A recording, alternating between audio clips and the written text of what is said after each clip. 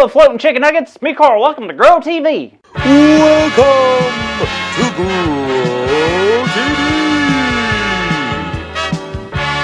Hosted by Carl, where we have fun with our friends, talk about Jesus, and go over everything the Bible has to offer. Now, once again, welcome to Grow TV. Well, hey there. How y'all doing?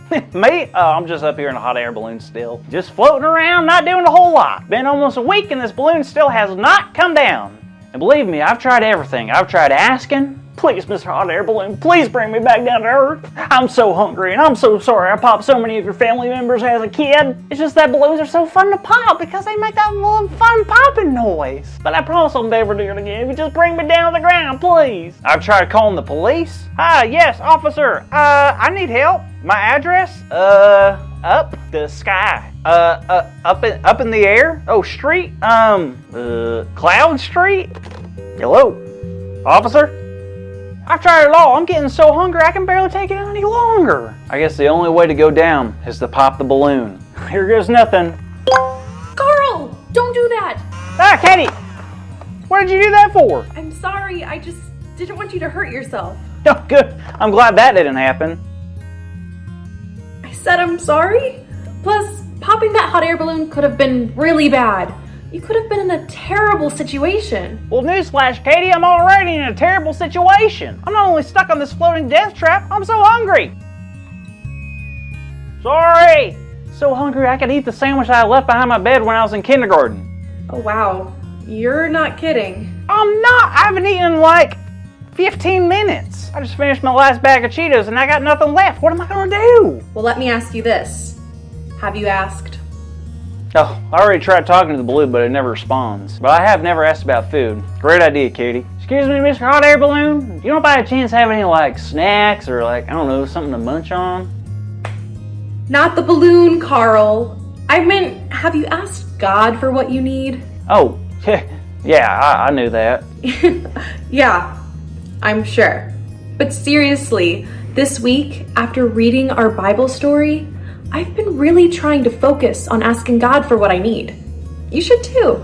Yeah, maybe you're right. You weren't talking about the story where Elisha had to deal with a famine, right? Yeah, that's the one. Oh, cool, because I had read that and I was wondering, what is famine? Oh, well, that's easy. A famine is when food is hard to find. It usually happens when it doesn't rain for a long time, so the crops can't grow, therefore making it harder and harder to make food. Oh, that makes sense. Because the story started off with Elisha and a bunch of other prophets that sat down to eat a meal, right? Exactly.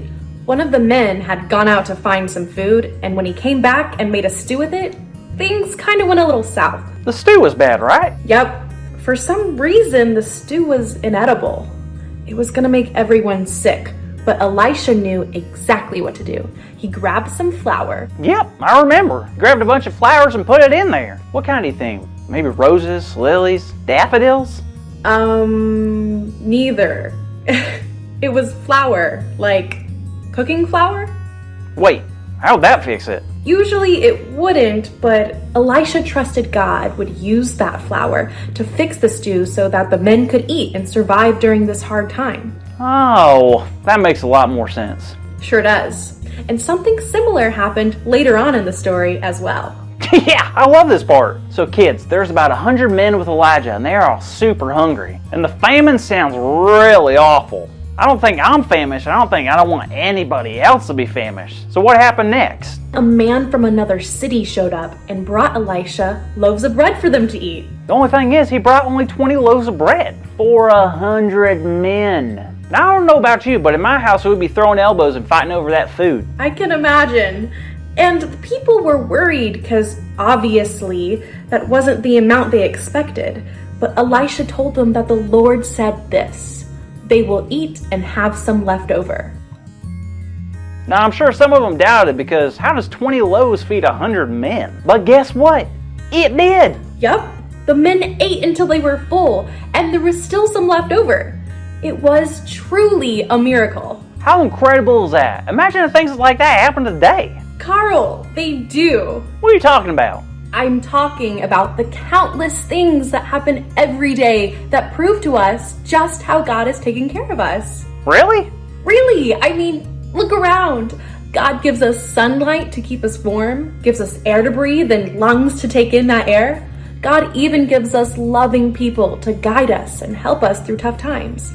God is always giving us what we need and even the things we want. But sometimes we just need to ask. You think God listens to us when we ask? Of course. And I truly believe there are some things in this world that would not happen if we didn't ask God for it. So you're telling me if I asked for something right now, God would give it to me? Well, that's not exactly how it works. God isn't like a genie where whatever we want we get. God created us and cares about us so much. God will always help us when we need help. I think I understand now. Just like a parent takes care of their kids' needs, so will God take care of our needs. You got it.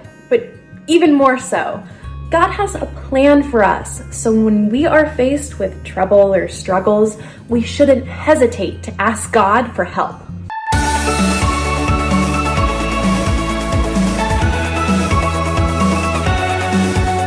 Hi kids, it's your good friend Sam. And man, do we have a great big idea for you today.